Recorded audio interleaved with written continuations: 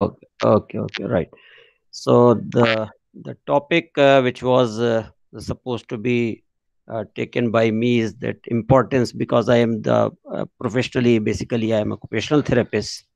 So I have to tell about the role or importance of occupational therapy for children with learning disabilities. So before starting the topic, uh, I would extend my thanks to Resilience and the Varsha in particular to invite me on to speak on this topic, and particularly during these days when the International Day of Person with Disability is being celebrated. And on third, it was celebrated by majority of the places, and the celebration goes on. And the opportunity is being taken by Resilience to uh, make the people aware and to give them information on the learning disabilities during all these 7 days uh, webinar series. So thank you, Varsha, and Thank you, sir. Thank you other so much. other It was a other team complete members honor for us. and the other team members also of your group of your organization. Thank you, sir. I'm thankful to them also. So as you have taken or you have chosen the topic as learning disabilities, and this is also important. Why learning disabilities? Uh, as you know, everybody says that it is a hidden type of disabilities, does not reflect physically very clearly in the community. So and very common also, बहुत ज़्यादा common होती है ये but incidence of this condition is about 5 to 15% in the different studies. Whatever the studies, if one goes in the search engines, different search engines, research studies, you will get there is a large number of children are affected or can be categorized as learning disabled, और usually काफी जगहों पर ये चीजें पता नहीं चलती हैं, और अल्टीमेटली प्रॉब्लम जब बच्चे को एक स्पेसिफिक टाइप की प्रॉब्लम्स होती है, इतने दिन में so many lectures already have taken by previous speakers, so they must have explained the learning disabilities. So एक आइडिया सभी के पास है, और जिनके पास नहीं है उनको हो गया है. सो ऐसी सिचुएशन में मतलब लोग एकेडमिक लेवल पर मीन्स स्कूल्स में, प्राइमरी स्कूल्स में जब बच्चा जा रहा है और उसके अंदर जो अपने एकेडमिक जो उनको रिस्पांस देना चाहिए, जो अचीवमेंट दिखाना चाहिए, वो नहीं दिखा रहा. However teachers feel that there is no problem with the IQ, कभी तो बड़ा अच्छा काम कर रहा है, कुछ चीजों में बड़ा अच्छा वर्क कर रहा है, कुछ पर्टिकुलर जगह पे उसकी प्रॉब्लम आ रही है, and which is pulling the child back, and child is not able to perform to his or her fullest capacity, he is not able to show his the result of his intelligence. So that is the problem. So academic underachievement, basically the main or chief or a prime concern which is placed by the teachers mainly in front of parents in parent teachers meeting, कि ये बच्चे में तो ये दिक्कत आ रही है, इसको ये चीज़ समझ में नहीं आ रही है, इसकी इंग्लिश बहुत अच्छी है बट मैथमेटिक्स में उसको प्रॉब्लम हो रही है और एकदम ही नहीं समझ पाता है, और मैथमेटिक्स जो है वो बड़ा अच्छा कर रहा है. कभी कभी sometimes parents also say the same thing, teacher से बोलते हैं भाई इस पे ध्यान दीजिए, थोड़ा मैथ पे थोड़ा ध्यान दीजिए, विदाउट नोइंग कि इसकी प्रॉब्लम क्या है. And that is basically lack of awareness. जो अर्बन अर्बन सेक्टर है, जहाँ पे जो मेट्रोपॉलिटन एरिया है, parents are quite educated, they can search through the different sites on the websites, they can get an idea कि हमारे बच्चे को क्या हो सकता है. लेकिन जब हम बात करते हैं, जब हम परसेंटेज की बात करते हैं, तो that is not only related with the urban population. Other population is also covered, suburban population, village population is also there, जहां पे उनको कोई भी जानकारी नहीं है. वर्षा, if you want, I can also speak in Bengali, there is no problem. Hindi तो बोल ही देंगे, but Bengali भी बोल सकते हैं. No problem, sir. Actually, we also have some Hindi speaking, so it's better in Hindi. Maximum our parents can understand Hindi also. Okay. So, but wherever there is any problem, you just point out to me. हाँ, definitely. किसी को कोई भी जगह में समझ में problem हो, then please पूछिएगा. कहीं कोई दिक्कत नहीं. So जब हम पॉपुलेशन की बात करते हैं तो मेट्रोपॉलिटन को दिमाग में रख के वी शुड नॉट थिंक कि यहाँ पे स्कूल में आप चेकिंग भी कर लेते हैं, teachers are also aware, parents भी एजुकेटेड क्वालिफाइड हैं, वेल टू डू फैमिली से हैं, they can very well understand and they may have some knowledge also. But अगर आप जाइए सबर्बन एरिया में, then you can go to the village population, वहाँ पे इस तरह की स्थिति डेफिनेटली नहीं है. People are not aware, less aware. So in that case, the condition will, the child will have to suffer because teachers नहीं जानते हैं, पेरेंट्स भी नहीं जानते हैं, तो वो उनको लगता है कि बच्चा जो है वो बदमाशी कर रहा है. एक तरफ तो बड़ा अच्छा काम करता है, दूसरी तरफ कुछ भी नहीं करता, ये ऐसा कैसे हो सकता है. तो ये उनको समझ में नहीं आता और ये कंफ्यूजन हो जाता है. That is why this topic has a very great importance in terms of awareness is concern. और बहुत ज़्यादा इसमें वर्क करने की भी ज़रूरत है, जिससे कि those children who are detect कब होंगे? डिटेक्ट तो तभी होंगे जब टीचर्स अवेयर होंगे, पेरेंट्स अवेयर होंगे. तो सबसे पहले टीचर्स अवेयर होंगे. पेरेंट्स तो आजकल अर्ली एज में बच्चों को स्कूल भेज दिया जाता है, तो पेरेंट्स जो हैं काफ़ी कुछ एरिया मिस कर जाते हैं उसके डेवलपमेंट का, क्योंकि वर्किंग पेरेंट्स हैं. वर्किंग पेरेंट्स अपने अपने ऑफिसेज में चले जाते हैं, बच्चा जो है वो स्कूल में छोड़ दिया जाता है. स्कूल में basically parents also put maximum responsibility on the schools also. Schools के ऊपर रिस्पॉन्सिबिलिटी सबसे ज़्यादा रहती है, दिखाई जाती है, जबकि ऐसा है नहीं. Parents has to share equal amount of responsibility. School में छोड़ने से होता नहीं. लेकिन ऐसा एक कन्वेंशन है एक तरह का कि टीचर्स के ऊपर एकेडमिक परफॉर्मेंस अगर पुअर हो रही है तो टीचर्स के ऊपर ब्लेम ज़्यादा जाता है. सो टीचर्स ही बताएंगे कि आपका बच्चे में क्या प्रॉब्लम. तो कहने मतलब ये कि all these children are basically detected initially on the basis of their performance by teachers followed by parents. दो ये कैटेगरीज ऐसी है जिनके थ्रू ये आता है, and by going through the academic performances और by under performing, by seeing the under performance of a child.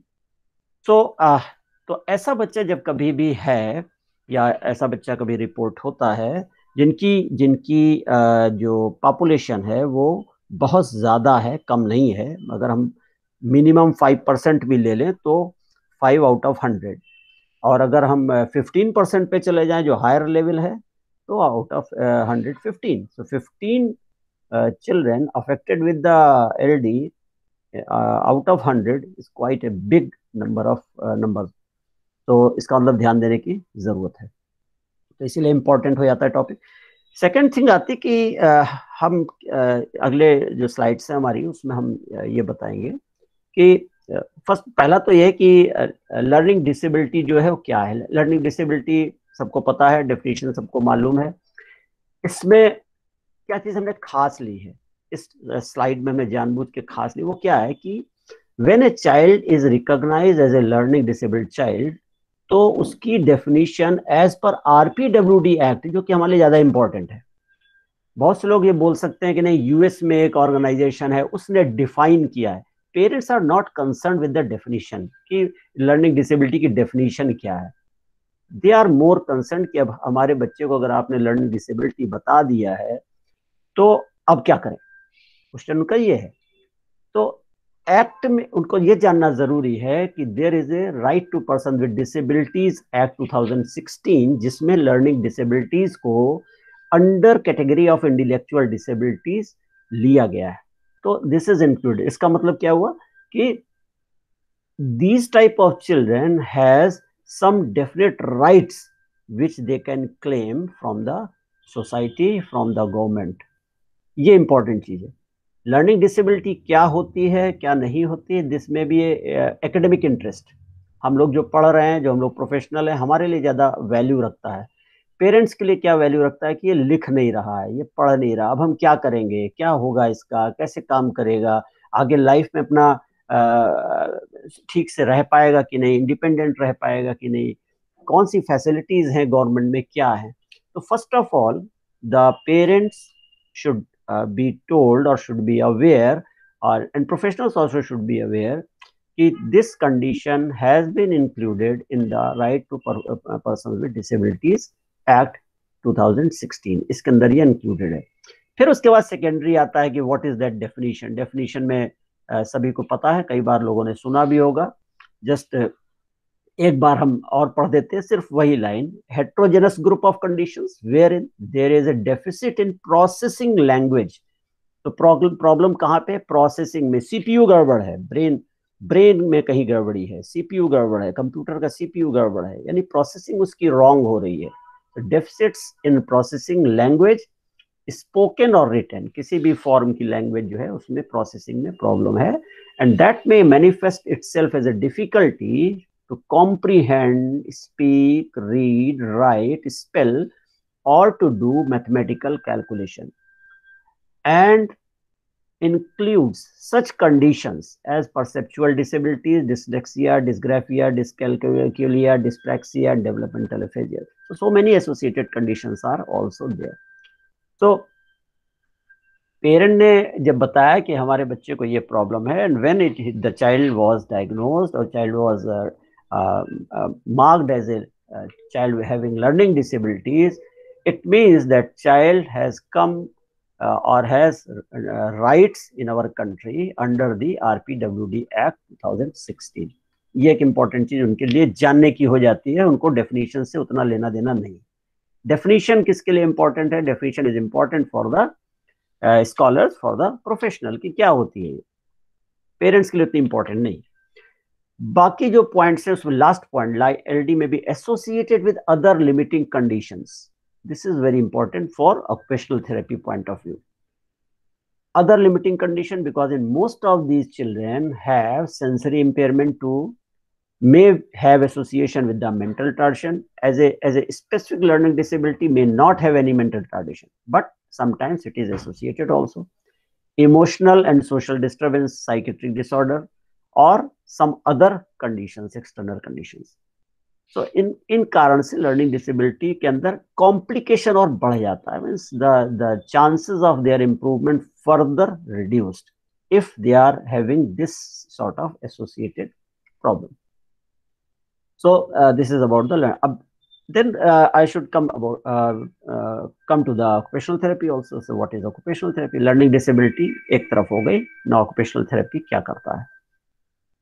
Occupational therapy की definition, what from where I have taken, again definition has no meaning for parents as such. It is again the important component for professionals. This I have taken from the All India Occupational Therapists Association website www.aiota.org। वहां से definition में उठाई है। बहुत सी definition different books में, different literature search हमने किया उसमें थी, लेकिन हमने सोचा कि इंडियन कंटेक्स्ट में हम कौन सी डेफिनेशन जो ऑक्यूपेशनल थेरेपिस्ट यूज कर रहे हैं उसमें क्या खास बात है। इसमें ऑक्यूपेशनल थेरेपी डेफिनेशन में हम जाते हैं, हम कहीं पूरा डिटेल पढ़ने की जरूरत नहीं है, सिर्फ ये पॉइंट इंपॉर्टेंट है। It is based on science of occupation.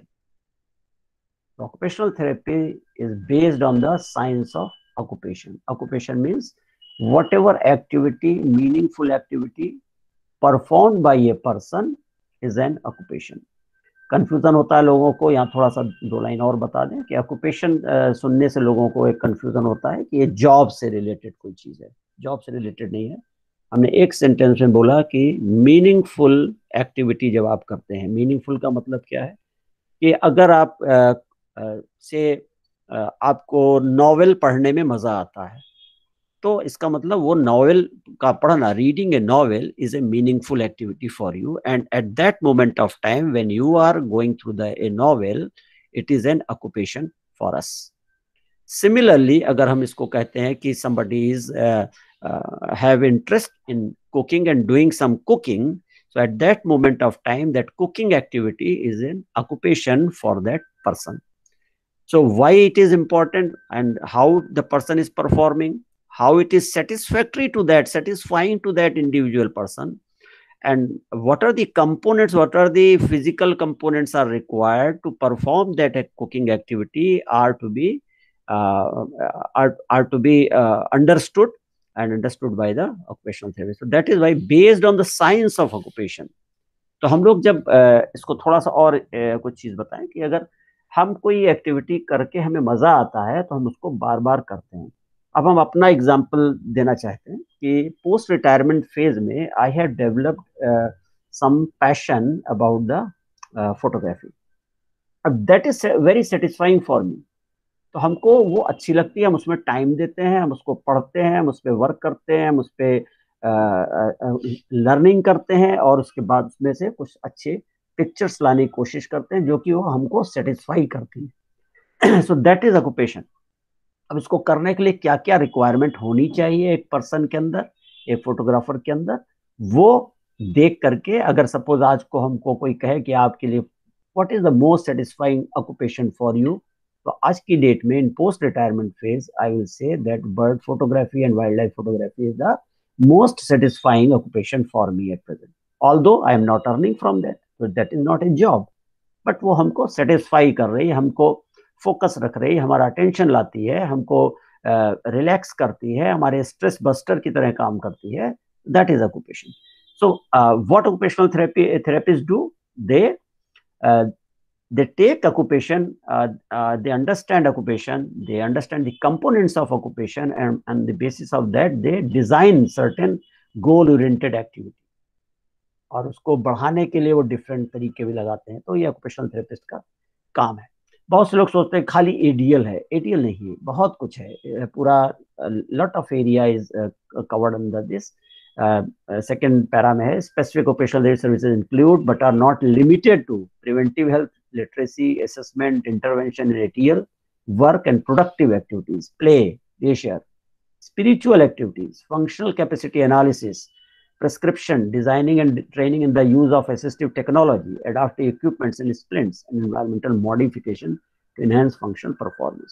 So many components, aspects where the occupational therapist can work. So you have listened about the learning disabilities.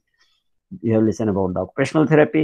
Now, how this occupational therapy is useful for learning disability. So keep in mind in the definition of occupational therapy. Different types हैं इसमें, जो आप लोगों ने सुने होंगे पहले lectures, जो all the previous speakers have already told you different types. इसमें हम खास तौर से जो पॉइंट लाना चाहेंगे, अगेन हम वही बात कहेंगे, पेरेंट्स हैव नो इंटरेस्ट कि आपको बच्चे को हमारे डिस्प्रेक्सिया बोल दिया, डिस्ग्राफिया बोल दिया, जो ज्यादा टफ सुनने में लगेगा उससे वो ज्यादा डरेंगे. बस इतना ही हो सकता है कि हमें लगता है डिस्प्रेक्सिया में कुछ ज्यादा लग रहा है, गड़बड़ है, तो हमारा बच्चा शायद ज्यादा कमजोर है. किसी के अंदर डिस्ग्राफिया है तो कहने हमारा बच्चा शायद थोड़ा ठीक है, क्योंकि सुनने में थोड़ा आसान लग रहा है. सो इससे ज्यादा इसकी कोई और वैल्यू नहीं है. जो वैल्यू है वो एकेडमिक और रिसर्च ओरिएंटेड वैल्यू है. अगर किसी बच्चे को डिस्ग्राफिया हुआ, डिसकैल्कुलिया हुआ, डिसलेक्सिया हुआ, डिस्प्रेक्सिया हुआ, कुछ भी हुआ, वो उनके लिए ज्यादा इंपॉर्टेंट है. उनके लिए इंपॉर्टेंट क्या है? उनके लिए ये क्या हुआ, कैसे हुआ, what, how, what to do, whether curable और नॉट, क्या करेगा हमारा बच्चा, ये these are the pertinent questions. When we talk about the occupational therapy, this dyspraxia part, where the associated problem is also there related to sensory integration, where it is a comorbidity exists with the learning disability, that is more important for occupational therapist.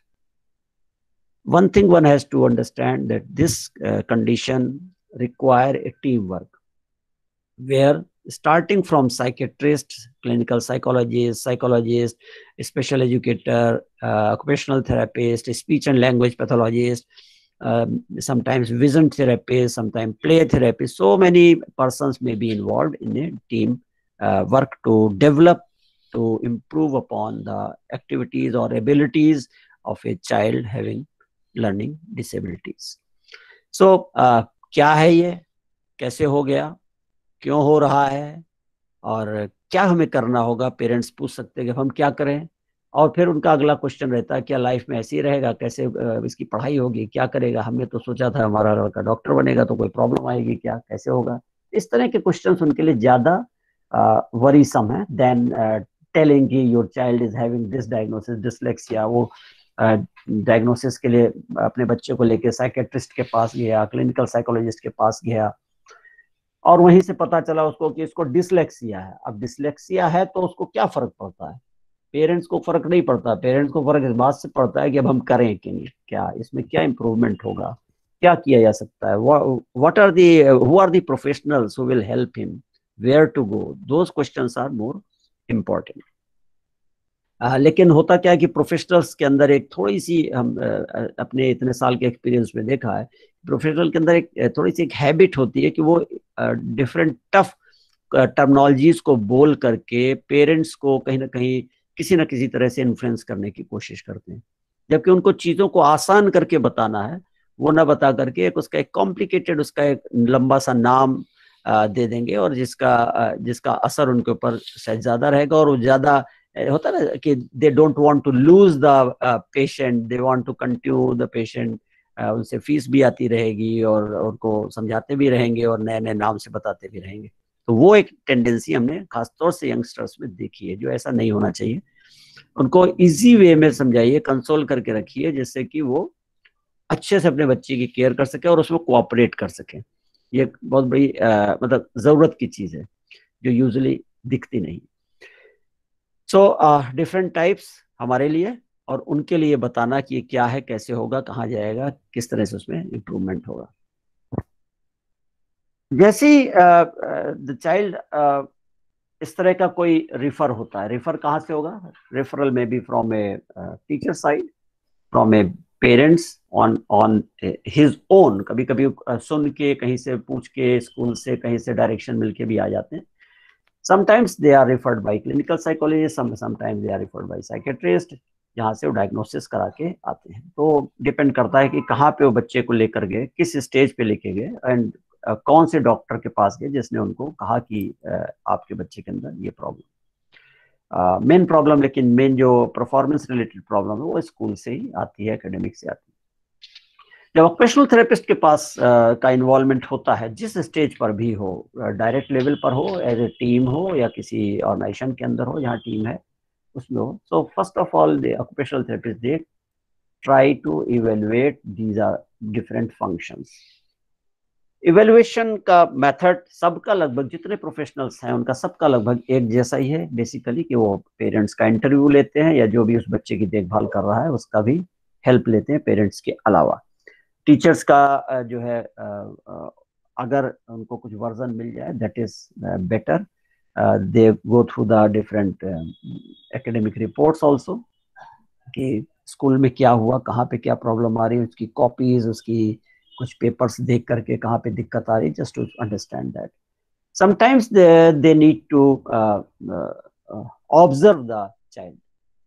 तो अगर हमारा सबका team में evaluation का तरीका, except some few standardize tools उनको छोड़ करके, अगर हमारा असेसमेंट का तरीका कॉमन है, so why not the team sit together, or in front of that a child and interview, or a child can perform something, or interview can be taken from the parents, so that everybody will write together instead of going in each table or in each room or in each section and giving or telling the whole story to everyone, because everyone is doing the same thing. So there is a overlapping of things almost. So interview of parents, academic reports, and observation, these three parts are most of the common thing. Depend करता है कि the professionals, different professionals, they use their own spectacle to see the problem. For example, occupational therapist अगर observe करता है किसी बच्चे की activity को, तो he will what he will see how the child is holding the pencil, or how the child is, what is the pattern of holding pencil, because some awkward holding pattern can be observed, some hypermobile joints can be seen, Some different position of the fingers can be adopted by holding the pencil, which may cause damage to the joint, which may cause slowness in the speed of writing, which may cause structural problem in the letter formation. तो different type की चीजें इस तरह की आ सकती हैं। और क्यों, तो हम जब ऑब्जर्व कर रहे हैं तो हम ये देख रहे हैं कि पेंसिल कैसे होल्ड कर रहा है, तो उसका ग्रिप या ग्रास्प या उसमें क्या प्रॉब्लम है, उसको हम कैसे फर्दर इवेल्युएट करें, उसको कैसे यूज करें। अगर वो खेल रहा है या खड़ा है तो उसकी पोजीशन क्या है या किस तरह से चल रहा है, चलने का ढंग is like a normal child और there is some other is abnormality और some deviation from the normal child जो कि इस लाइन पर हैं, जिनकी कुछ कॉज हो सकते हैं। तो हमारा ऑक्यूपेशनल थेरेपिस्ट के ऑब्जर्वेशन का जो स्पेक्टिकल होगा वो इस तरह से होगा। लेकिन एजुकेशनल बैकग्राउंड के जो लोग हैं, प्रोफेशनल्स हैं, वो अगर देखेंगे तो उसकी डिफरेंट लाइन पे देखेंगे कि इनकी स्पीड क्या है, इनका राइटिंग कैसी, उसमें हम उसकी कॉपी किस तरह की है, वो किस तरह से जो है स्पीड से लिख रहा है कि नहीं लिख रहा है, ये सब चीजें देखेंगे। हम लोग देखेंगे कि कैसे होल्ड कर रहा है किसी, तो डिफरेंट एस्पेक्ट है सबका। साइकोलॉजिस्ट अगर है, साइकेट्रिस्ट बैठा है या क्लिनिकल साइकोलॉजिस्ट बैठा है, so what they will see, they will try to see the influence of the environment, कि क्या इन्फ्लुएंस हो रहा है, उसके अंदर कौन सी ऐसी एंग्जाइटी आ रही है बच्चे के अंदर जब वो कोई भी चीज लिखने के लिए जा रहा है, ऑन डिक्टेशन पार्ट और कॉपीइंग और व्हाटएवर जो भी एक्टिविटी उसको दी गई। So there are various spectacles according to the professionals, and those professionals will use those spectacles while doing the observation. So interview, academic reports, and observation. Then comes the standardized skills. Then I have written few names of those skills which occupational therapist usually uses. So standardized skills हैं जो उनकी motor और cognitive activity और sensory deficits को evaluate करने के लिए use किए जाते हैं। They are occupational therapists are specifically trained for using those skills. ये स्किल्स में कुछ तो स्किल्स नेट पे फ्री भी मिल जाते हैं, लेकिन ज्यादातर इसमें ऐसे हैं जिनको कि खरीदा जाता है और हुआ विच आर कॉस्टली ऑल्सो। तो जो अवेलेबल हैं फ्री में, स्क्रीनिंग टूल्स हैं जो नेट पे ऐसे टूल्स अवेलेबल हैं जो कि क्वेश्चनियर फॉर्म में हैं या इन्वेंट्री टाइप के हैं, those can be easily utilized by the OTs and for those are standardized basically, and sometimes they are standardized in a better way, or sometimes they are slightly standardized, you can say, but they can be utilized. So those things can be used by the OTs to evaluate the cognitive, motor and sensory deficits. तो ये deficits निकालना बहुत जरूरी है। जब last point जो लिखा है कि evaluation may be conducted in various contexts, ये again very important है, not necessary कि स्कूल में ही परफॉर्मेंस उसकी चेक की जाए। That performance can be seen in the at home also, in the playground also, in A work place also, wherever. So if we talk about the child, we will not talk about the workplace, we will talk about the school, playground and home. So in these contexts, those evaluation should be performed, particularly observation part. Test can be done anywhere, but observation of activities can be should be performed in various contexts. Then one can get an clear idea कि कौन सी activity किस तरह के atmosphere में किस तरह से करता है, because on the basis of that a plan can be developed. So this is the evaluation part. So cognitive, motor and sensory, these three areas are evaluated by the OTs using different common methods as well as using standardized skills in different context. Then उसके बाद जब assessment हो गया तो उसमें फिर बहुत सी चीजें नोट कर ली जाती हैं। फिर हमारे पास फोकस करने के डिफरेंट एरियाज आ जाते हैं कि हम उसमें कहाँ पे फोकस करें। एक चीज और हम लोग यहाँ पे मिस कर जाते हैं, अक्सर मिस करते हैं, जितना हमने देखा उसके एक्सपीरियंस से बता रहे हैं कि पेरेंट्स का इन्वॉल्वमेंट जो है मैनेजमेंट प्रोग्राम में बहुत कम रखते हैं। अपने आप असेसमेंट किया, अपने आप ही पेपर पे लिख दिया कि ये करना है आपको, ये इस बार आप डेली आइए, वीकली आइए, 10 दिन में आइए, अल्टरनेट डे पे आइए, और एक प्लान बना के दे दिया और कुछ चीजें अलग से लिख दी कि ये आप घर पे करिए। What is means my take that theoretically we always say parents should be involved, but practically most of the time parents are not involved. लेकिन इतना जो स्टूडेंट्स हमारे रहे हैं और जो जिनसे हमारे साथ इंटरेक्शन कभी मौका मिलता, लास्ट के फेजेस में हम एडमिनिस्ट्रेशन में ज़्यादा चले गए, तो जब भी मौका मिला तो always my point was this that parents should be part of your decision. Part of your decision means parents के सामने आपको ऑप्शंस दे देने हैं. सपोज हमने ये ऑप्शंस दे दिए कि आप किस में वर्क करेंगे, आप किस में चाहते हैं. पेरेंट्स से ही पूछना होगा कि आप किस में चाहते हैं कि योर बच्चा should improve in this area first. Parents तो कहेंगे नहीं हम तो सब में इम्प्रूवमेंट चाहते हैं, लेकिन ऐसा पॉसिबल नहीं है. So what we will do, we will give certain points कि हम आपके स्पीकिंग पे वर्क करें, आपके एक्शन पे वर्क करें, उसके चलने के उस पे वर्क करें, उसके बैलेंस पे वर्क करें, उसके पोस्चर पे वर्क करें, क्योंकि जो सेंसरी कॉग्निटिव मोटर जो डेफिसिट्स है उनके यही सब रिजल्ट आएंगे. तो हम उस पे उसको ऑप्शंस देंगे. ऑप्शंस देने पे फिर पेरेंट्स विल टेल कि नहीं हम इस पे वर्क करना चाहते हैं पहले. क्यों? Because this area is causing us more worry than the other things बाद में भी हम टेकअप कर लेंगे. उससे क्या होगा? सो दैट विल बी जो एक बोला जाता है ना क्लाइंट सेंटर्ड. सो क्लाइंट सेंटर्ड का मतलब क्या है? तो वेस्टर्न क्लाइंट सेंटर्ड एक वेस्टर्न टर्मिनोलॉजी लगातार हर प्रोफेशन में यूज हो रही है. बट क्या क्लाइंट सेंटर्ड होती है? क्या आप डॉक्टर के यहाँ जाते हैं, डॉक्टर ने नहीं पढ़ा क्या क्लाइंट सेंटर्ड? वो भी जानता है क्लाइंट सेंटर्ड होता है, लेकिन क्या कभी वो पूछता है कि आप ये खाओगे कि नहीं खाओगे? वो अपनी तरफ से मेडिसिन लिख देता है, आप मेडिसिन लेते हैं. एक तरह का ऑर्डर टाइप का होता है कि आपको ये मेडिसिन लेना, आपने ये मेडिसिन नहीं खाई तो अब बेकार है, हमको मत दिखाइए. तो सेम वे हम लोग के प्रोफेशनल सेटअप में भी होता है. पेरेंट्स ने अगर कोई काम नहीं किया है तो उसको डांट लगाई जाती है, उससे कहा था नहीं फिर दिखाने की जरूरत नहीं, आप अपने बच्चे को ले जाइए. जबकि क्यों ऐसा हुआ, इसके पीछे की कोई रीजनिंग सोचने की कोशिश नहीं करता. So reason is that parent was not involved in the treatment program, in the management program, कि आप जो है क्या डिसाइड कर रहे हैं. तो डिसीजन उनका है, हम उसको फैसिलिटेट कर रहे हैं बेसिकली. तो हम फैसिलिटेट जब करेंगे तो पेरेंट्स की रिस्पॉन्सिबिलिटी हो जाएगी. Parents should be empowered, parents should be make responsible for the management program and to get the achievement, and credit of the achievement will also go to the parent. इसमें भी अगर professional अपना credit ले रहा है तो इसका मतलब ये है कि वो आप एक तरह का उसको प्रेशर कर रहे हैं कि हमने कराया. वो अगर करेंगे तो भागने की कोशिश करेगा, वो उस पर ज्यादा ध्यान नहीं देता है. इसका मतलब आप क्लाइंट सेंटर्ड पे नहीं जा रहे हैं.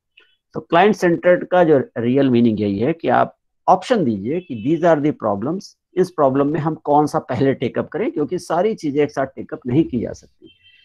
एक एक करके करेंगे. जब एक चीज इंप्रूव हो जाए तो it means you need a 1-to-1 sitting with the parent for the child कि इसके साथ ये करना है.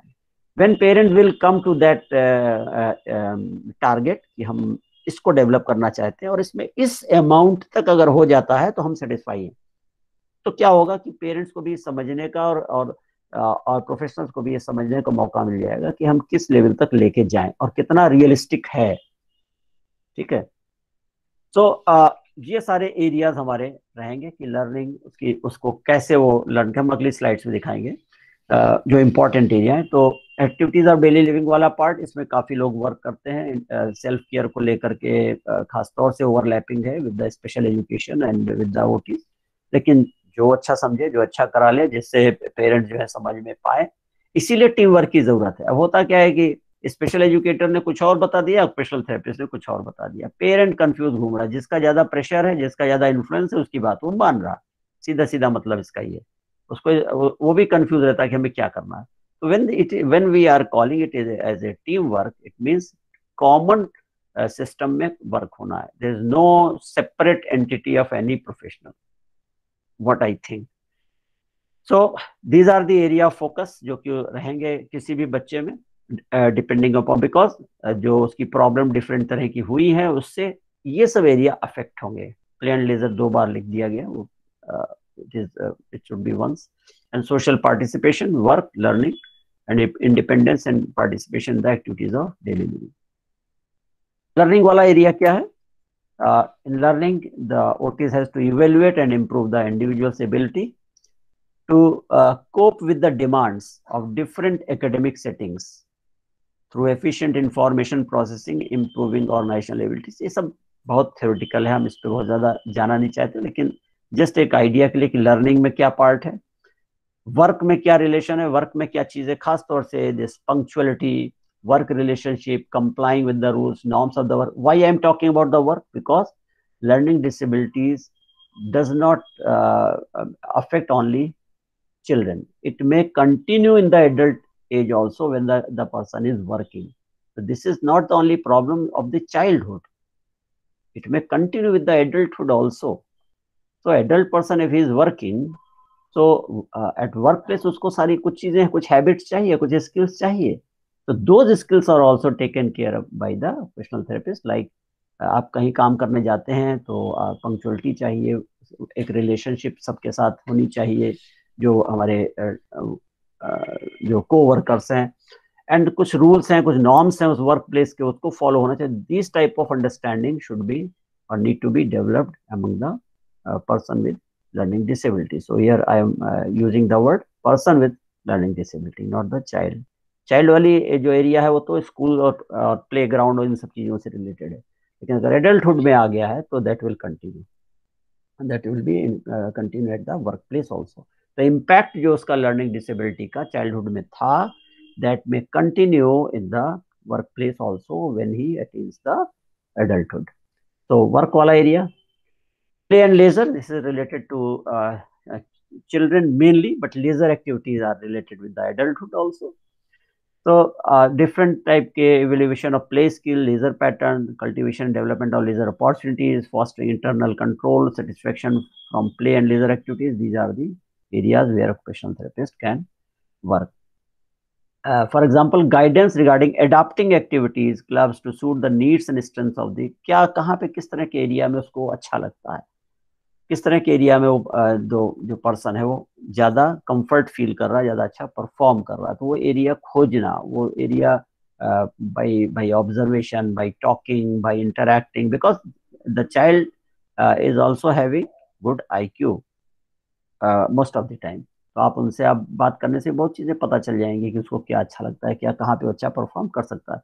अभी इस पूरे लेक्चर सीरीज में आपको कई बार मूवी का एग्जाम्पल आया होगा, तारे ज़मीन पर का एग्जाम्पल आया होगा, उसमें भी यही बात की गई थी कि उसका वर्क एरिया, उसका प्ले एरिया, उसका लेजर एरिया को फैसिलिटेट किया गया instead of mainly focusing upon the academic skill, जहाँ पे वो पुअर परफॉर्म कर रहा था.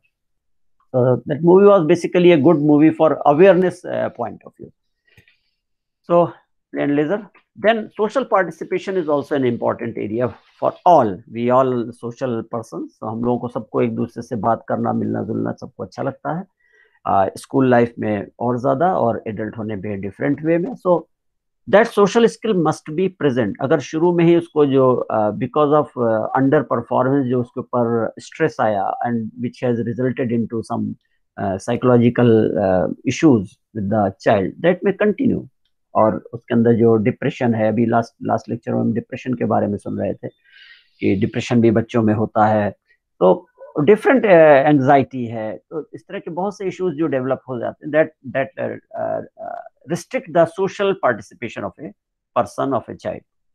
So that area is also taken care of, कि how to develop that social participation. कैसे लोगों के बीच वो जाएगा, तभी जब उसको एटमॉस्फेयर ऐसा कंड्यूसिव मिलेगा तभी जाएगा, तभी उसका पार्टिसिपेशन बढ़ेगा.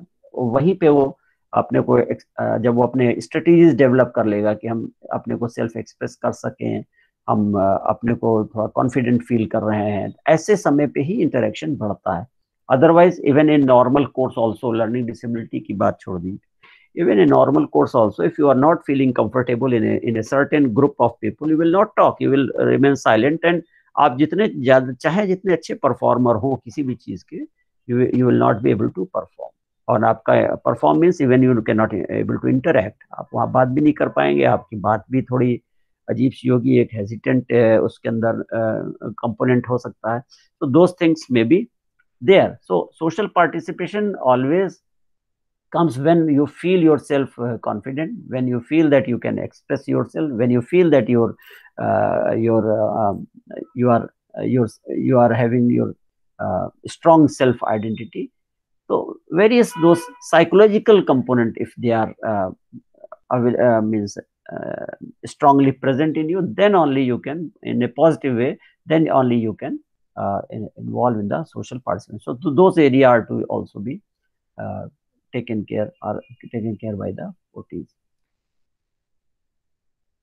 Then क्या डेवलपमेंट और क्या करना है उसमें, तो पेरेंट्स को के साथ बात हो रही है, उनसे बात करते करते हमको बताना है कि क्या क्या हो सकता है। तो क्या क्या हो सकता है जब हम बात करते हैं, तो हमें सोचना पड़ेगा कि पेरेंट्स को कोई फॉल्स होप नहीं देनी। पहली बात, no false hope. Parents should be very clear कि what are the things can be achieved and how those can be achieved. So अगर हम कहते हैं कि उन्होंने पूछा कि क्या ये ठीक हो जाएगा, तो हमारा कहना ये है कि इम्प्रूव होगा। आप you search all the literature, what you will get the information, the performance of the child, of the person will be improved. कहीं पे भी ऐसा नहीं लिखा है कि the condition of the child will be cured. अगर cured हो जाती, अगर हम बोले ये वर्ड की क्योर हो जाएगी, तो क्योर हो जाने का मतलब ये होता है सिंपल, कोई भी चीज क्योर कब होती है? जब हम उसका कॉज जानते हैं और जब हम उस कॉज का ट्रीटमेंट जानते हैं। इस कंडीशन का cause we are not aware about the exact cause. हम लोग क्या जानते हैं कि various factors are there, if those factors are present, chances of learning disability is more if those factors are there. So factors पता है हमको, but क्या exactly इसी factor से हुआ है, we don't know. Hereditary एक factor, there are various low preterm baby, low birth weight, various factors are there जिसमें ऐसी चीजें देखी जाती हैं। तो cause हमें पता नहीं। जब cause नहीं पता है तो उसकी मेडिसिन नहीं पता है, क्योंकि उसको, ऐसे बच्चे को कोई मेडिसिन लर्निंग डिसेबिलिटी के पॉइंट ऑफ व्यू से मेडिसिन नहीं दी जाती है। तो second thing. Third thing, learning disability word जब जुड़ गया, किसी में डिसेबिलिटी वर्ड जुड़ गया, then it should be very clearly understood it is a life long problem. Magnitude may be more और less, magnitude of disability may be more और less, but the problem will be lifelong. No literature support is there to say that this condition can be cured. Because it is a disability, because it is a lifelong problem, that is why it has been included in the RPWD Act, Right to Person with Disability Act 2016 में include करने के पीछे, किसी भी condition को include करने के पीछे रीजन ये है कि now the person, the child has to have this condition throughout life. तो ये कोई डिजीज नहीं है, ये कंडीशन है। तो डिजीज होती तो क्योर होती। इट इज ए कंडीशन कि जिसमें लर्निंग की प्रॉब्लम है, एक एरिया उसका कुछ अफेक्टेड है, एक से ज्यादा एरिया कुछ अफेक्टेड है, जिसके कारण उसकी लाइफ में कुछ इश्यूज आ रहे हैं, उसको अपनी लाइफ को नॉर्मली जीने में कुछ कहीं प्रॉब्लम आ रही है, तो उसको हमें कैसे हैंडल करना है। तो this should be very clear in the mind of the professionals as well as in the mind of the parents, उनको भी पता होना चाहिए।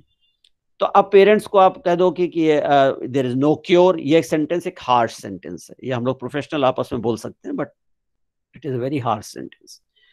बोलना क्या है कि whenever what we are doing, whatever we will do means professionals, all professionals team along with parents, what we will do, it will improve the performance of the child. और आप चाहते क्या है? यही चाहते हैं कि बच्चे की परफॉर्मेंस इंप्रूव होती जाए जितनी मैक्सिमम हो सकती हो।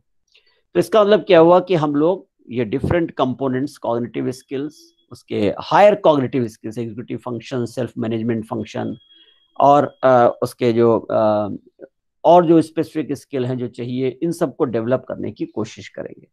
उसके लिए हमको डिफरेंट तरह की थेरेपी प्रोग्राम देने होंगे। If I talk about the occupational therapy, हमको डिफरेंट तरह के प्रोग्राम देने पड़ेंगे जिससे कि उसके स्किल्स जो है वो इम्प्रूव हो। और क्या करना पड़ेगा? जो चीजें इंप्रूव नहीं हो सकती, बिकॉज हम इसमें प्रॉब्लम कहाँ से है, प्रोसेसिंग में प्रॉब्लम है, सीपीयू में प्रॉब्लम है।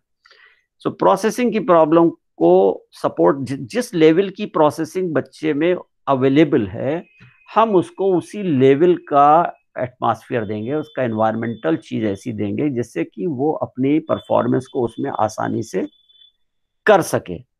सो which will be called as compensatory. कहने का मतलब ये है कि एक तरफ तो एक बच्चे की एबिलिटीज हैं, पॉजिटिव एबिलिटीज हैं, और जो भी इंप्रूव हुई हैं वो एबिलिटीज हैं, और दूसरी तरफ एक पर्टिकुलर कंटेक्स्ट है, एक एनवायरनमेंट है जिसके अंदर उसको वो परफॉर्म करना है, लिखना है, एक पर्टिकुलर जगह पे लिखना है, एक एटमॉस्फेयर में लिखना है, एक एग्जाम में लिखना है, एक हॉल में लिखना है, एक स्कूल में लिखना है, एक घर पे लिखना है, उसको एक पर्टिकुलर सिचुएशन में लिखना है।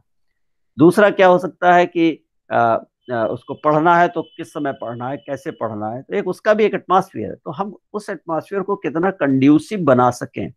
फॉर एग्जाम्पल, अगर टीचर ने बच्चे को खड़ा कर दिया और कहा कि नाउ रीड आउट, अब उसको अगर प्रॉब्लम है तो प्रॉब्लम में क्या होगा, वो हो सकता कहीं पर स्लो हो सकता है वो कहीं पर कुछ हम लोगों की नजर में गलत पढ़े, वो अपनी नजर में नहीं पढ़ रहा गलत, हम लोगों ने सुना कि वो गलत पढ़ा। जहाँ पे उसको एक बी पढ़ना था वहां उसने डी पढ़ दिया, जहाँ उसको डी पढ़ना था वहां उसने बी पढ़ दिया। तो इस तरह की प्रॉब्लम है। लेकिन अगर हम उसको चांस देंगे, अब हमें यही इन्वायरमेंट की बात समझनी है कि आपने उसको खड़ा कर दिया, उसने एक सेंटेंस पढ़ा, वो सेंटेंस में कुछ मिस्टेक थी जो उसकी प्रॉब्लम के हिसाब से थी मिस्टेक, उस मिस्टेक को सुनने पर आसपास के बच्चों का रिएक्शन, हंसना या उसका जोक बनाना, पेरेंट्स का जो टीचर्स हैं उनकी स्कोल्डिंग, ये सारी चीजें शुरू हो सकती हैं।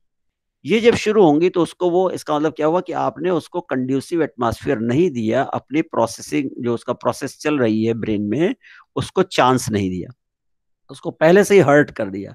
जब उसको पहले से हर्ट कर दिया, then psychological, abnormal psychological component में सेट इन हो सकता है, उसके अंदर हेजिटेंसी आ जाए, उसके अंदर जब भी उसको बोला जाए एंग्जाइटी आ जाए, उसको खराब लगता है तो उसको डिप्रेशन का भी फीलिंग हो सकती है, उसका सेल्फ आइडेंटिटी उसकी लूज होने लग जाए कि हम क्लास में परफॉर्म नहीं कर पा रहे हैं, और उसका पार्टिसिपेशन कम होता चला जाए। तो इसका मतलब क्या हुआ कि हमने एटमॉस्फेयर ठीक नहीं दिया। लेकिन अगर इसके अपोजिट में सोचें कि टीचर ने उसको टाइम दिया, वो अगर रुक गया है कहीं पर तो उसको टाइम दिया, अगर उसने करेक्ट नहीं किया, अगर करेक्ट नहीं पढ़ा है तो उसको प्रॉम्प्ट किया करेक्ट, इसका मतलब क्या हुआ कि अब हम फैसिलिटेटरी इन्वायरमेंट उसको दे रहे हैं, then the child will do the will perform in a better way. So इस तरह से हम लोग एटमॉस्फेयर में, इन्वायरमेंट में चेंजेस, डिफरेंट कंपेंसेटरी। तो इसका मतलब क्या हुआ कि पेरेंट्स को ये पता होना चाहिए कि 2 पार्ट में इसमें काम हो रहा है, रादर 3 पार्ट में काम हो रहा है। पहला पार्ट क्या है कि इसके जो स्किल्स इंप्रूव किए जा सकते हैं हम उसमें थेरेपी प्रोग्राम चलाएंगे, उसमें इसके स्किल्स इंप्रूव होंगे। दूसरा कंपोनेंट होगा कि इसका इससे उस स्किल से रिलेटेड जो इन्वायरमेंट है, दोज आर रिलेटेड, जो इन्वायरमेंट है, इन्वायरमेंट कौन से, स्कूल हो सकता है, प्लेग्राउंड हो सकता है, घर हो सकता है बच्चे के केस में, और अगर एडल्ट है तो उसके केस में school, playground, sorry, work place, home और लीजर एक्टिविटीज हो सकती है। तो इन एरियाज में हम कंड्यूसिव एटमॉस्फेयर देंगे। अब इसके बहुत डिटेल में हम अभी एट प्रेजेंट नहीं जा सकते क्योंकि पर्सन टू पर्सन ये डिफर करता है। तो जस्ट एक एग्जांपल इसलिए बताया। तो हमें एक चांस दे रहे हैं उसको कि वो अपनी चीज को बताने की कोशिश करे। अब जैसे सपोज कि कोई बच्चा जिसका बैलेंस थोड़ा सा पुअर है, अगर उससे कहा जाए लिखो तो वो अपनी बॉडी को कंट्रोल करेगा या लिखेगा। तो एक सपोज कोमॉर्बिड कंडीशन है जहाँ उसका पुअर बैलेंस चल रहा है, अब उसको लिखने के लिए बोला जा रहा है, तो अगर उसकी बॉडी हिल रही है तो वो सही लिख नहीं पाएगा। Like in developmental coordination disorder, जो कि एक बड़ी कॉमन कंडीशन है जो एसोसिएटेड रहती है लर्निंग डिसेबिलिटी से, तो उसमें उसको लिखने में इसीलिए प्रॉब्लम आती है कि उसकी बॉडी ही इम्बैलेंस है। तो जो अब हमारा बॉडी स्ट्रांगली अपनी जगह पे रुका हुआ नहीं है तो हम लिखेंगे कैसे अगर हम ही हिल रहे। Like it is like writing in the running बस इन स्टैंडिंग पोजीशन। आप बस में खड़े हैं और आपसे कहा जाए एक चीज पे लिखिए, लिख के दीजिए एड्रेस, फोन नंबर, क्या आप लिख सकते हैं? क्या नहीं लिख पाते हैं, क्यों? पूरी बॉडी हिल रही है। सेम वे अगर बैलेंस प्रॉब्लम है किसी की तो पहले तो उसको हमें हैंडल करना पड़ेगा, फिर सपोर्ट देना पड़ेगा कि वो कैसे लिखे, वो हमें क्या तरीके निकालने पड़ेंगे, हो सकता है फाइन टास्क नहीं कर पा रहा है, थोड़ा उसको ग्रॉस में बदलेंगे हम, उसको कन्वर्ट, तो कहने मतलब एनवायरनमेंट का एडाप्टेशन और फिर टास्क का एडाप्टेशन, और इन दोनों के साथ कभी कभी साथ में टेक्नोलॉजी का यूज। टेक्नोलॉजी आजकल असिस्टिव टेक्नोलॉजी जो अवेलेबल है, और इंफॉर्मेशन एंड कम्युनिकेशन टेक्नोलॉजीज भी अवेलेबल हैं, जिनका की यूटिलाइजेशन इन बच्चों में आसानी से किया जाए। और यहाँ पर क्या है, जो स्कूल्स हैं उनको इस तरह का एकोमोडेशन देना पड़ेगा, उनको अलाउ करना पड़ेगा कि बच्चा अगर मोर कंफर्टेबल और performing in a better way by using computer और by using a calculator, so he should be allowed और he is to be allowed by the teacher. तो इस तरह का जो मेंटल क्या कहेंगे एकोमोडेशन, ये टीचर्स को भी करनी पड़ेगी, एडमिनिस्ट्रेशन को भी करनी पड़ेगी। Then their performance will be. अगर हम कहेंगे नहीं हम थेरेपी करा रहे हैं, हमने अपना यूनिट खोल रखा है जहाँ पे जो रिसोर्स सेंटर के नाम से बोलते हैं, जहाँ पे सारे प्रोफेशनल्स हैं वो उसको देख रहे हैं, उससे इम्प्रूवमेंट हो जाएगा, नहीं होगा। होगा तभी जब एटमॉस्फेयर का भी इन्वॉल्वमेंट किया जाएगा, जब थेरेपी का भी इन्वॉल्वमेंट किया जाएगा, जब उसमें उसके टास्क को भी चेंज किया जाएगा, और जरूरत पड़ने पर उसको टेक्नोलॉजी भी सपोर्ट दी जाएगी, तब उसके अंदर परफॉर्मेंस में चेंज आएगी। तो ये these are the various areas which should be given together. एक चीज और देखी जाती है, कभी कभी बोला जाता है कि नहीं अभी ये करके देख लेते हैं, बाद में फिर ये देखेंगे, ये ऐसा नहीं है। जब आप किसी चीज की मेडिसिन दे रहे हैं तो आपको चारों तरफ से अटैक करना पड़ेगा उस कंडीशन के ऊपर। तो अगर किसी बच्चे में हम कोई मैनेजमेंट प्रोग्राम चल रहा है, तो ये सोच के नहीं कि अच्छा हम अभी तो स्पेशल एजुकेशन करते हैं, कुछ दिनों बाद देखते हैं ओटी की जरूरत होगी तो ओटी कराएंगे, और ओटी की देखेंगे उससे भी नहीं होगा तो फिर साथ में स्पीच भी ऐड करेंगे, ऐसे नहीं। Team should work together and basically the whole management program should be given together, तब उसके रिजल्ट जो हैं वो फार बेटर होंगे। इसमें इंक्लूजन स्कूल का भी है, स्कूल के एडमिनिस्ट्रेशन का भी है, स्कूल के टीचर का भी है, जो इन्वायरमेंटल लेवल पे वर्क करेंगे, या कोई चीज परमिशन देना, अलाउ करना, बहुत चीजें रहती वो। सो अब इसमें होप क्या है, हम क्या होप दे सकते हैं, क्या इसमें हमें आशा है इस चीज की? Suppose whatever we are doing, how it will help by improving or exploiting the brain's neuroplasticity, the quality of brain which is a neuroplastic in nature, उसका यूटिलाइजेशन बेसिकली हम लोग कर रहे हैं। तो उसके अंदर जितना ज्यादा हम उसको एफर्ट करवाएंगे डिफरेंट चीजों के थ्रू, डिफरेंट जो हम स्ट्रेटेजीज बताएं इसके थ्रू, जितना ज्यादा उसके एफर्ट्स होंगे, जितने फोकस्ड एफर्ट्स होंगे, उतने ज्यादा ब्रेन में कनेक्शन डेवलप होंगे, जो कि जन्म के समय या जिस समय प्रॉब्लम आपने डिटेक्ट की उस समय थे, उससे ज्यादा कनेक्शन डेवलप होंगे ब्रेन के अंदर। तो जो कनेक्शन है that will help him to learn little in a better way. लेकिन अगेन यही कहेंगे कि क्योर नहीं करने जा रहे हैं, but we will improve upon, regularly improve upon, चलता रहेगा ये improvement. Neuroplasticity is such a quality which remains throughout life, although it is in a maximum moldable, or the maximum quality of this neuroplastic nature is maximally exploited in earlier years, 3-4 years, but gradually it is reduced gradually, but it is even present in old age, but उतनी ज्यादा नहीं रहती, इसलिए उसका उतना use नहीं हो पाता। So using different strategies to exploit the neuroplasticity of the brain, to develop the cortical connections in a more in number, और साथ में compensation means atmospheric changes adaptation, और टास्क का एडाप्टेशन, और असिस्टिव डिवाइसेस और टेक्नोलॉजी का use करना। Different तरह की असिस्टिव टेक्नोलॉजीज जो सोची जा सकती हैं, सॉफ्टवेयर बहुत से अवेलेबल हैं जिनकी हेल्प से वो उनके अंदर बोलना है, सीखना है, ये चीजें आ सकती हैं। कुछ हम लोग यूज भी करते रहते हैं अपने मोबाइल पे, इसमें लैपटॉप पे यूज करते हैं। जैसे स्पेलिंग गलत हो जाती है तो स्पेल चेकर से उसके नीचे रेड लाइन आ जाती है, हम समझ जाते हैं रॉन्ग स्पेलिंग है, तो ये भी सॉफ्टवेयर है, ये भी उनकी हेल्प का है। ग्रामर चेकर, जब हम सेंटेंस रॉन्ग लिखते हैं तो उसमें रेड लाइन आ जाती है, इसका मतलब ग्रामर भी हमारी जो है चेक हो जाती है। तो इस तरह के सॉफ्टवेयर अवेलेबल हैं। टेप रिकॉर्डर का यूज लेक्चर क्लास का है, उसको दोबारा सुनना, उसको स्लो करके सुनना, जिससे कि धीरे धीरे जो उसकी प्रोसेसिंग धीरे है उसके हिसाब से हमने चीज कर दी है। Talking calculators, personal data managers, ये सारी चीजें बहुत से इस तरह के टेक्नोलॉजीज हैं जिनको कि एक्सप्लोर करते रहना चाहिए प्रोफेशनल्स को कि कौन सी यूजफुल है, और उसको देने में हेजिटेट नहीं करना चाहिए, और पेरेंट्स को उसके लिए तैयार करना है। पेरेंट्स सोचते हैं अब ये दे दिया मतलब अब तो ये ठीक नहीं होगा, तो आपने शुरू से ही कंसेप्ट गड़बड़ कर दिया, इसलिए पेरेंट ये सोचने लग गए कि ये ठीक नहीं होगा। अगर पेरेंट की पता हो कि इसको देने से इसकी परफॉर्मेंस इंप्रूव होगी, तो ठीक वाली बात दिमाग में नहीं आएगी। उनके परफॉर्मेंस इंप्रूव हो रही क्योंकि बहुत बड़ी ऐसी मतलब स्थिति नहीं है, आप उसको अगर परफॉर्मेंस इंप्रूव होती है तो उसका फर्क बहुत ज्यादा दिखता है।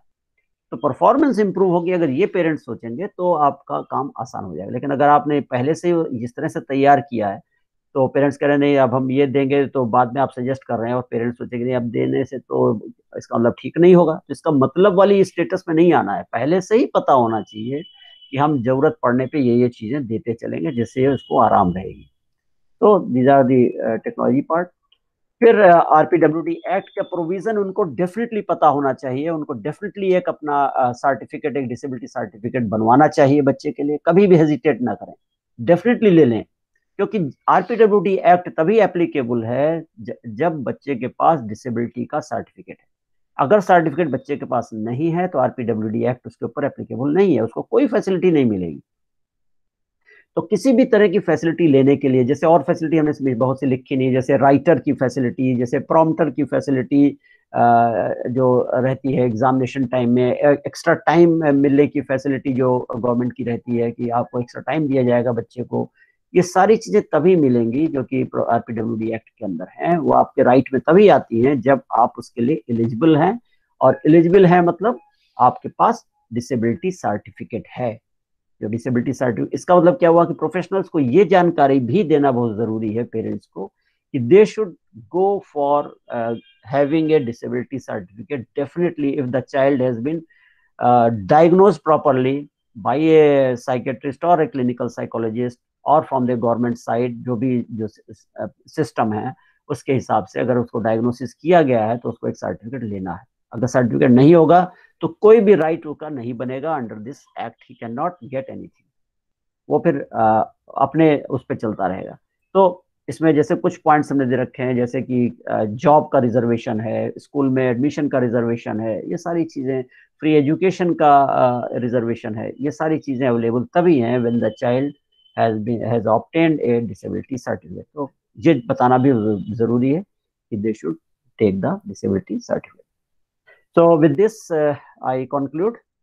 So thank you very much for listening, and I hope that it will be useful for all the participants, and they can extend and spread the information to others. Thank you. Thank you, sir. Thank you so much. That was such an elaborative and easy explanation on OT.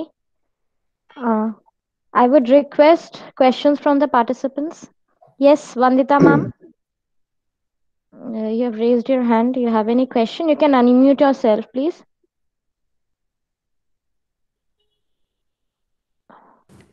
Namaskar, sir. Namaskar. This is Vanita Dua from Delhi. Yes, I am also namaskar. a psychologist working with the school. जी It was wonderful to listen to you. But जब आपने and में बात की disability certificate की, sir उसके बारे में थोड़ा सा और जानना चाह रही थी। हाँ सर जैसे एक तो ये प्रॉब्लम बताइए। जो मैं फेस कर रही हूँ स्कूल में करते हुए काम, when it comes to dyslexia या मतलब learning disability of any kind, the government officers, they themselves don't know what to write in the certificate. I wonder if other friends of mine have also faced this problem. वो क्या करते हैं, वो लिख देते हैं और फिर बाद में हमें सीबीएसई बोलते हैं 40% नहीं लिखा है, ये नहीं लिखा।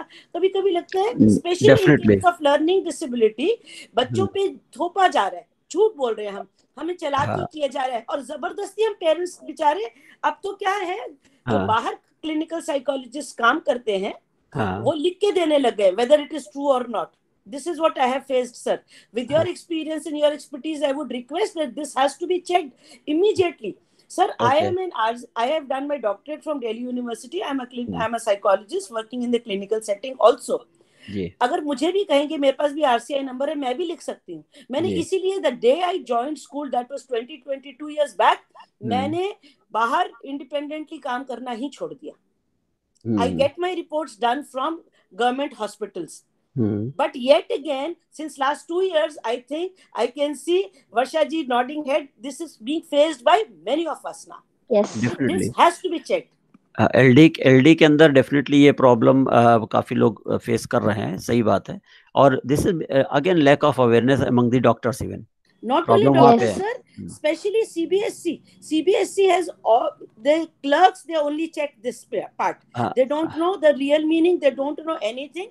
I am working in capital city of Delhi. My school is in South Delhi, and I am facing this problem, and I fail to make them understand. वो हर बार हम papers भेजते हैं, वो वापस भेज देते हैं. Look at the plight. It is COVID-19 situation. We are not very sure कि board कब होगा. But my parents are running from pillar to post. Sometimes UDAI office. Sometimes they are not very sure what to write. Sometimes they are running to get the tests done again कि उन्हें समझ ही नहीं आता. Then 3 years validity of the test done. Why once dyslexic or once learning disability is disability. हम चश्मे का number बदलवाने जरूर जाते हैं, अदरवाइज तो चश्मा पहनना ही है, unless and until of course the latest technology that you are also talking about कि आई सेट चेक कराई जाए या सर्जरी हो.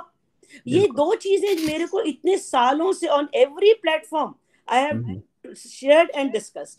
This is very sad. We must together do something more about it. Madam थोड़ा सा आपको suggest खाली करेंगे कि आप दिल्ली में ही हैं और ये प्रॉब्लम आप देख भी रही हैं और पता भी है. थोड़ा सा इस विषय में राइटिंग में किसी जो हमारी सोशल जस्टिस मिनिस्ट्री है जहां से ये निकला है RPWD एक्ट, उनकी वहाँ की सेक्रेटरी को आप जरूर दीजिए. मिनिस्ट्री ऑफ सोशल जस्टिस में department of empowerment of person with disabilities है. I will definitely do that, sir. I have done that in the past also. तभी यहाँ तक बात निकली है. I was a part of assessment and evaluation committee for very long time.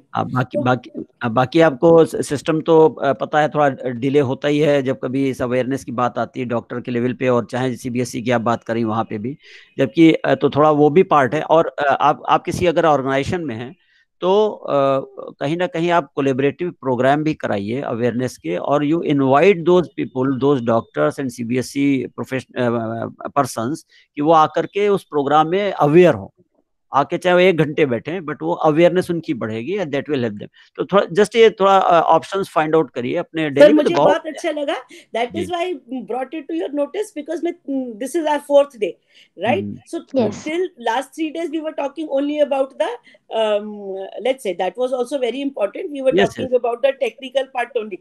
आज ही हमारा practical part which common people will be, मुझे आज बहुत अच्छा लगा. तो मुझे लगा you are the right person to discuss and talk to.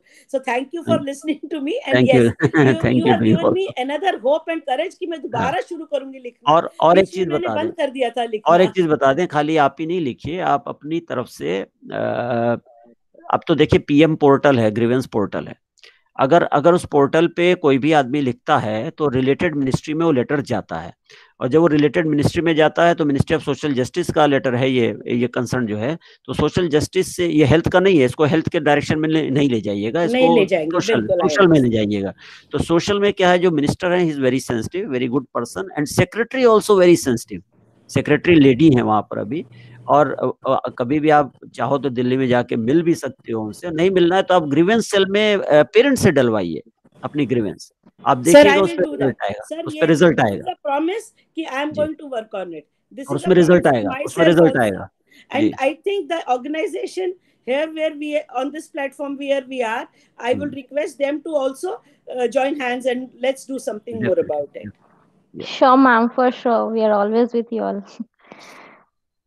Thank you so much for such an enlightening conversation. Means that was really very much needed. And yes, we are facing. Thank you. I could also let out my vent. I could vent out. Yes.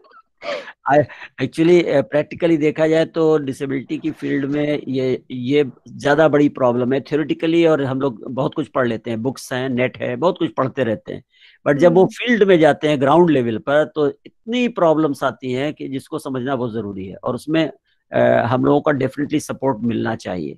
हम खाली बड़ी बड़ी बात करके नहीं बच सकते कि टेक्निकल जार्गन्स यूज करके और उनको पेरेंट्स को हम कंफ्यूज कर रहे हैं, उससे कोई फायदा नहीं. Very true, sir. In fact, means as if resilience Krishna घर में है, at present we are facing a lot of issues with the parents because they are unable to, you know, financial crisis भी बहुत ज़्यादा है in means rural होगी, areas बिल्कुल and all. होगी, बिल्कुल होगी, और उनको ये प्रॉब्लम समझ में भी नहीं आती होंगी कि ऐसा क्या हो रहा है, क्या So है। not, I would definitely like to add, not only in rural areas, as I'm saying, I'm from Delhi, ma'am, Varsha ji, if you जी. understand, sir, if you'll understand, every time they get it, I mean, they get the psychological testing done from a good hospital, it costs now. जी It जी costs now around 8 to 10,000, which is 10,000. little too much. Which is, in Definitely. fact, when we say that children with disability should not be asked for the fees also, then why this testing is costing so much, I fail to understand. This should be an Right. eligible, I mean, this should be a legitimate right of the child. It should Right, be covered with this right, the act of rights. Definitely. या at least जी। अपर capping होनी जरूरी है। आपने madam RPWD act पढ़ा है पूरा कि नहीं? नहीं, थोड़ा ही पढ़ा है, पूरा तो नहीं पूरा पढ़ा है। उसको एक बार पूरा देख लीजिए, तो आपके मतलब कि उसमें बहुत सी चीजें मिल जाएंगी और वो यूजफुल रहेंगी, क्योंकि आप ऐसे मतलब ग्राउंड लेवल पे वर्क कर रही हैं, तो and I was just about to say this, जो आपने पकड़ ली सर मेरी बात, कि हमारा एक जो लेक्चर है पूरा आरपीडब्ल्यूडी एक्ट पे, और एक सीबीएसई एंड वो वाली जो प्रॉब्लम्स हम कर रहे हैं वो अभी तक हमने कवर नहीं किया। अच्छा, मुझे मालूम नहीं है आगे का सिलेबस क्या है। I just joined just out of curiosity. We are working from home and this was a nice platform to interact. तो मैंने तो अपनी, तो that is why I thought कि let me see what are the newer changes and newer things that are coming in, where how we can help these. हम तो वर्षा तुमसे बोलेंगे कि just if you means you organize a program and don't charge any registration fee. Yes, sir, definitely. ये awareness का होगा RPWD act का, and try to involve as much person as possible and try to engage those resource person who are in a proper position and who can give also, or who can support also. Definitely, sir. Definitely. And wherever you need my help, I'll always be there to support. Thank you, ma'am. Thank you so much. Yes, ma'am. Definitely, sir. We will try to organize that very soon, as soon as we can. So, is there any other question from the participants? Well, I don't think so. So, मेरे तरफ से सिर्फ एक question था। ये when SLD के बारे में जब हम लोग बात करते हैं, तो means we can see that diagnosis बहुत जल्दी नहीं होता। दे थिंक दैट बस स्लो लर्नर है, ठीक है, हो जाएगा, पकड़ लेगा थोड़ी देर, कुछ सालों बाद, एंड बहुत देर से डायग्नोसिस मीन्स क्लास 4 क्लास 5 में डायग्नोसिस होता है। तो what is the age limit कि कब तक ओटी एप्लीकेबल हो सकता है? ओटी एप्लीकेशन, ओटी में भी a part of early intervention. So when we talk about the early intervention, it means जैसे ये डाउट हो रहा है, जैसे ये प्रॉब्लम, डेवलपमेंटल प्रॉब्लम कहीं भी डिटेक्ट हो रही है, don't go about the learning disability. Early intervention का मतलब ये नहीं होता लर्निंग डिसेबिलिटी। अर्ली इंटरवेंशन का मतलब ये हुआ कि किसी भी बच्चे में कोई भी इस तरह, किसी भी तरह की प्रॉब्लम जो कि डेवलपमेंटली अफेक्ट करने वाली है, चाहे वो उसका हाथ पैर चलाना हो, चाहे वो उसका उठना बैठना हो, चाहे उसका समझना हो, चाहे उसका बोलना हो, ऐसा कोई भी, तो उसमें अर्ली इंटरवेंशन की बात आ जाती है। So when there is a concept of early intervention is there, because it is from 0 to 3 years ideally. India के अंदर 0 to 5 years तक चलाते हैं, लेकिन 0 to 3 years अब्रॉड में 0 to 3 years का है।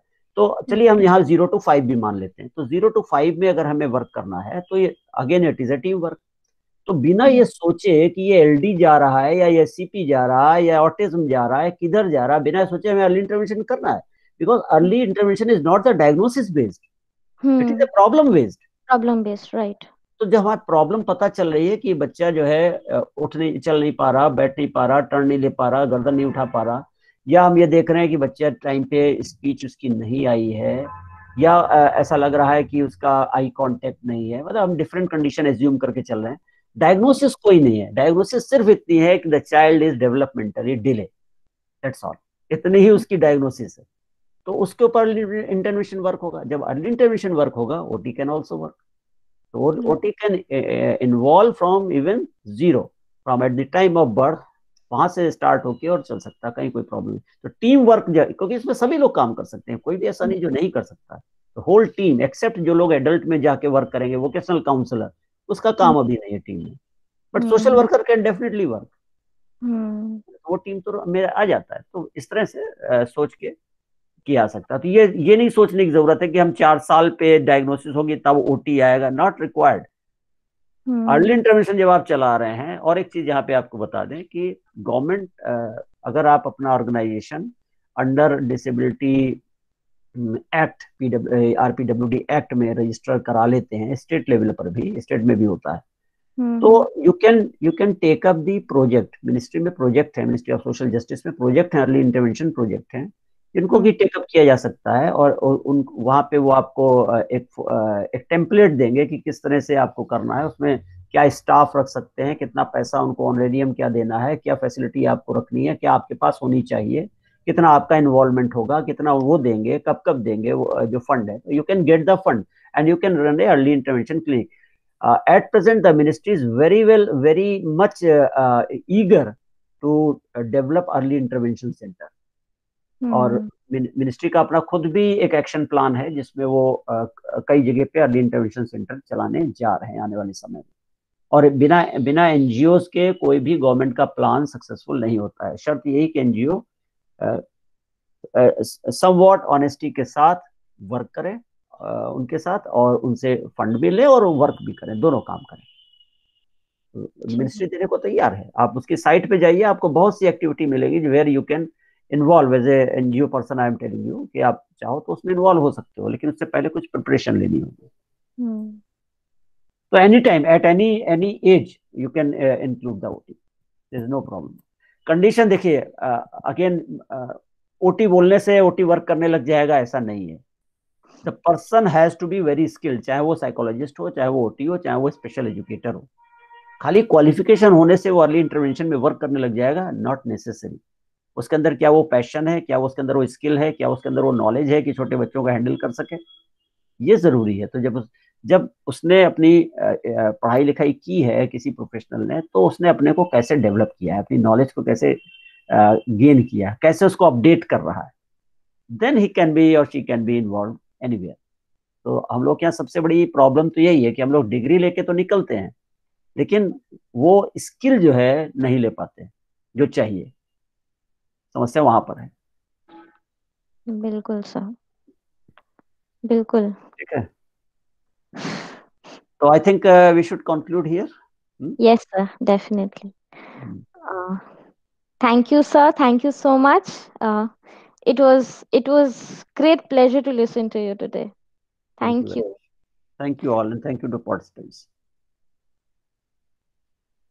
So we can close down for today. Thank you all. Thank you.